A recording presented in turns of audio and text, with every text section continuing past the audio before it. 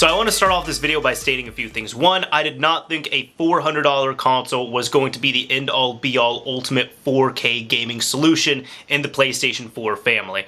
That was not going to happen at all. It's not going to happen in the future, and that's not what I was expecting coming from this. The second thing is I will be talking quite a bit about resolution frame rates because, well, that's what this console was really pushing. Better resolution, better frame rates, and HDR is already, in the older systems through a patch. But for anybody who might be calling me a graphics whore or a resolution whore or a frame rate whore, whatever it is, I just played through this game recently, twice. Really great game. I actually have a video coming out here soon about the Silent Hill games, and this game runs at a very low resolution and looks horrible and does not play very well at all. Like, frame rate, horrible on this game, but as I said, played through this game twice, loved it, so yeah, no, if that was true, I would have stopped playing this game after about 3 minutes. Anyways, the PlayStation 4 Pro. I've had it for about a day at this point, and I wanted to talk about my first impressions and my thoughts on this system. But first off, some people might be asking, and if this is the only answer you're wanting, I'll try and get you out of here soon. I have a PlayStation 4. Should I upgrade to the PlayStation 4 Pro? In my opinion, this is my opinion completely, if you have a PS4, a current existing one, or a Slim, at this point in time, around the launch time or even the next few months, I would really not recommend doing the PS4 Pro upgrade. And I'm going to talk about that. However, if you do not have a PS4 and you're in the market for one, or you're going to be getting one around Christmas time since the holiday season's coming up, if you're going to be spending $250 or $300 on a PlayStation 4 Slim, I'd recommend spending the extra $100 to get the Pro, and I'm going to talk about the discrepancies on that. So first off, the PlayStation 4 Pro, it is a $400 machine. It comes with a 1TB hard drive by default, and it plugs right into the PS4 family, which means that all the games that you have on the PS4 are going to work on the PS4 Pro, and they will either run the exact same, or they're going to have a Pro patch applied to them that might make them run better, or it might make them look better, like it might bump them up in resolution. It's really up to the developers, so we as the gamers do not have much say in that, unfortunately. There are some games such as Tomb Raider where they give you different options, but there are some other games where, for example, The Last of Us, it just plays it in Pro mode automatically, and then you can choose between 30 frames per second or around 60 frames per second. But there's been a few issues with that too. This I'm not blaming on the Pro, I'm more blaming on the developers, because the Pro is still new hardware. A lot of people are going to try and say, oh, it's x86, it's been maxed out. I have said this since the consoles came out, the Xbox One and the PlayStation 4 in 2013. They are not maxed out. The architecture is familiar, but the consoles are not maxed out. That is why we are seeing games look and run better 3 years later than they did on launch. So the games that came out on launch were not maxing out the console. Same with this right now. The problems that we are experiencing at this moment in time are not going to stay there. And the one I'm talking about mostly is what Digital Foundry ended up showing, which I'm going to put a link to their video somewhere in the description, and I recommend checking them out for some more detailed and more intricate content on there. You see, amazingly enough, The Last of Us actually ran a little bit worse on the PS4 Pro in Pro mode than it did on the PS4 regular or the PS4 Slim. And again, that's not the fault of the Pro, that's more the fault of how the patch was developed, and I guarantee probably the next patch or the next two patches or something that come out for the game are going to fix it so it's going to be at the same performance level as it was, on the original system. But so far, some people have asked me, is it worth getting the upgrade for? Because I have a regular PS4 or a PS4 Slim, and the reason why at this point in time I don't believe it's worth upgrading to is for a few reasons. I mean, one of them, yes, you are going to have, some people have said, you get better download times, or it might run a bit faster or whatever, or the loading times might be improved, and that's a mix of a few of the things. That's there's better hardware in there, but on top of that, you also might just have an older hard drive on your PS4, and then the hard drive in this PS4 is going to be better, so therefore you're going to have those nicer loading times and such. And then the other thing is as well too, I guess your games might look sharper if they are going to be in that Pro mode, but the main reason why I say that is because at this moment in time, any game that you have, like for example, let's take this game right here, Killzone Shadowfall. If I play this on my Pro, there's going to be no difference between this game running on a regular PS4 and on the PS4 Pro. The reason being is that it's going to play at the original PlayStation 4 spec unless a patch comes out that makes this game capable of utilizing the extra power that the PS4 Pro has to offer. And since this is a game from 2013 and a launch game, it's probably not going to get a patch. Now, what about the games that are optimized for PlayStation 4 Pro? Well,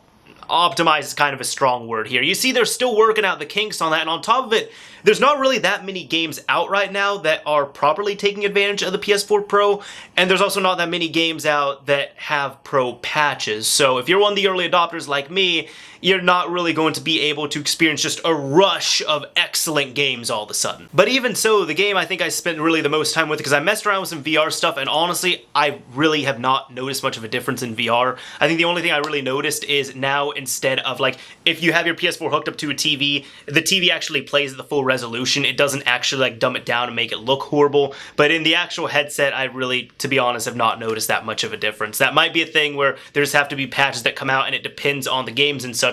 One of them, like Drive Club, for example, would be cool if we had a patch for that, but I played it last night, really did not notice a difference on it. When it comes to The Last of Us, for example, there's two modes that I'm going to talk about. Now, there's a 30 frames per second mode, which locks the game to 30 frames and actually plays it in native 4K resolution, and then there is the uncapped, or like the 60 hertz mode, or I guess we'll call it 60 frames per second mode, where it runs at a unlocked 60 frames per second, right? It's close enough. It's close enough to 60 to the point where it's nice and playable, but it runs it at, I want to say, like 1800p or something like that, which is sub 4K, because 4K is 2160p, which that's fine. It still looks good, but even last night playing on my 4K TV, it looked sharper. It looked a tad bit cleaner. That's really all I can say about it. I also did downgrade it to the 30 frames per second mode, where I was playing it in locked 30 frames, and it was running at native 4K, but again, it looked sharper, looked cleaner, but it was 30 frames per second, and it wasn't nearly as fluid to play, especially after experience, you know, that 60 frames per second goodness. So I just switched it back. So I would rather take a hit to my resolution to get a better frame rate. The problem is that reaction you just saw on my face, that's not what 4K is supposed to be. Actual 4K, something that's optimized properly for 4K, where it has the textures, it's been designed for 4K, and it plays it properly, that looks great. That looks excellent. Don't get me wrong. This right here, I mean, it hasn't been completely retooled to run at 4K. It's still going to have, you know, those older textures, and while they do look better, it's not what a 4K game should represent. And actually, even what Naughty Dog had said, they said that, you know, when the PS4 Pro comes out, we're pretty much going to be able to clean up any mess that we made. And that's kind of so to speak there. The game looks sharper and it looks cleaner, but it's not like all of a sudden it's just a major hit to, you know, graphical goodness or anything. It's still, you know, mostly the same game. And honestly, if I was completely hyped up and gung-ho on going to, you know, the 4K goodness stuff with that, I'd be pretty disappointed. Even right now, I'm pretty lukewarm on it. Ultimately, the nice thing, if developers utilize it right, the nice thing that PS4 Pro would give us is it would give us better performance in games, which would definitely be nice, but it's not going to be a 4K native gaming machine unless it's for less demanding games or if it's for indie titles. But something like The Last of Us, for example, I mean, I'm actually shocked that it was able to run at such a high resolution that it did. And by the way, for anybody doing the HDR stuff, personally, I don't have an HDR TV, and I really just don't want to put forth all the money into something like that right now, because HDR is a good amount expensive, and if I do want to get an HDR TV, I want to get a pretty nice one. So I'm just running on a 4K display right now. But again, what I'm trying to say is, so far it doesn't seem like the 4K upgrade is completely worth it at this point, just because it's kind of, I guess the best way you could say it's like it's a half-assed 4K. Now again, I kind of went into this expecting that, actually. So I knew this was going to happen. I knew a $400 box was not going to be able to push out everything at beautiful native 4K. But the really disappointing thing about this is that a lot of people are going to go out, buy a PS4 Pro, hook it up, start playing, and be like, 4K games don't look that much better than 1080p games. What is this? And that is just, it's hard to explain that to the average consumer, because I'm sure like even you, the person watching this, you're in the minority where you are wanting to actually educate yourself on this, or you know this stuff. But most people, for example, like even my parents, this is a good example right here, when they got their first 1080p TV, they hooked up a DVD player to it in composite. Not saying everyone is going to do that, but I'm just saying most consumers, they're not good. They're going to know about these buzzwords, but they're not going to know the detail of how to actually run them properly or do anything like that. So the fact that people can hear that there's this box that does 4K and it's a PlayStation, and they hook it up and start playing their games, and they see that all their games are going to look the same, they're not going to be realizing that that isn't what 4K is supposed to represent, but they're going to think it is because their TV shows that it's at 4K. And I also wanted to sprinkle this in here because when I brought this up a few times, a lot of people said, well, Mario, you're saying that this game is running at 1800 or this game is running at 720, but I play all my games at 1080p, or in this case, I play all my games at 4K. What are you talking about? Well, see, what consoles do is there's a native internal resolution and there is a output resolution. Now, for example, on the PlayStation 4, let's take the regular one, you can set that thing to 1080p and technically all your games are going to output at 1080p, but internally they're going to run at different settings. They could run at 1080p, they could run at 900p, they could run at 720 or 792p, they could run at 640, whatever it is. It's kind of like this, for example. Let's say you take a video, right, and it's a 480p video, and then you're watching it on a 1080p monitor. So you hit the full screen button on your video player, and all of a sudden it blows up on your monitor.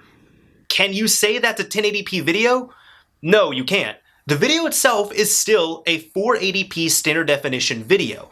However, you are watching it at full screen on a full HD screen. So that's kind of what happens with these games as well too. They upscale to that, and your consoles have been doing it for the longest time. They did it on older systems, they did it on the Xbox 360, the PS3, they're doing it on the Xbox One, the Wii U, the PlayStation 4. Let's do an example even with this video. So I'm about to do a trick with the video, and this is not going to be any mess up with your screen, but let's say I recorded this video at 720p.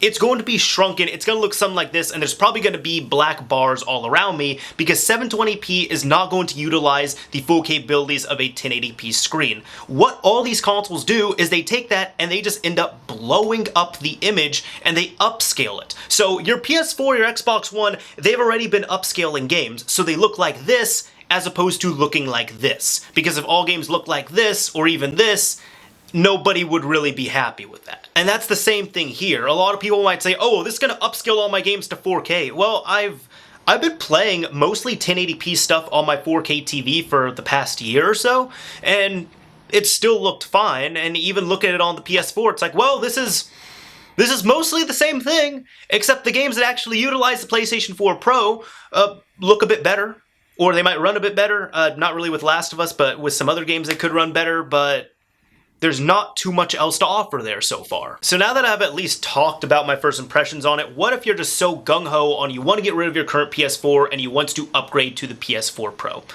Well, there's some good things I have to say about it as well too. First off, it is so much quieter. It also runs cooler. It has the extra USB port in the back, which if you're using PSVR like I do, it's very handy to have that on hand. And overall, I mean, it's still the good old PS4 system you know of, just a bit better now, and all your games are going to run fine on there. I guess the only reasons why I could really recommend upgrading to the PS4 Pro right now is if you completely understand what you're getting yourself into and you know that there's not going to be that many games that are going to utilize the extra power on there, and maybe you also want to get rid of your current PS4 before the prices for them just completely end up dropping, which is understandable as well too. So at the end of the day, I can't control you, but you might be also asking, why did I recommend, if you're a new PS4 owner, to get the Pro? Well, I recommended that because, honestly, it's going to get to a point here in the near future, hopefully, where there's going to be more games that are going to support the PS4 Pro, and then the differences are going to be a lot more noticeable on my monitors are just turned off on me. There's going to be a lot more games that will have noticeable differences between the Pro and the stock base versions of them, and at that point, you're going to have the Pro to have that extra power, and honestly, with the PS4 Slim selling for $300 right now, it's totally worth the extra $100 upgrade just to future-proof yourself. Aside from that, I can also say that Sony has a new feature in there which is system transfer, so if you have your old PS4 and your new PS4 and you connect them on the same network, you can actually effortlessly transfer all of your stuff from the old PS4 to the new PS4 and activate it and bring over your accounts and everything, which that I have to say, Sony, excellent job on that. Like, I was extremely impressed that it was so seamless, so easy to do, and so intuitive, and actually worked quite well. So those are my thoughts, my impressions, and my recommendations on the PlayStation 4 Pro. Really, again, as I said, if you're upgrading, if you really know what you're getting into, and you're comfortable spending the money on that, knowing that there's really not going to be much of a difference at this moment in time and for the next few months, then it might be a worthwhile upgrade for you. But if you don't have a PS4 right now and you're currently in the market for one, I'd recommend spend the extra $100, get the PS4 Pro, future-proof yourself. Anyways, this is Mr. Mario signing off. Thank you all for watching, everyone. If you enjoyed this video, let me know, and, a like would be appreciated. If you hated it as well, because, I don't know, maybe you're still on the PS3 or something. Where's the PS3 Pro at? I don't know. Dislike will be fine as well, too. Anyways, this is Mr. Mario signing off for real this time. Later, everyone.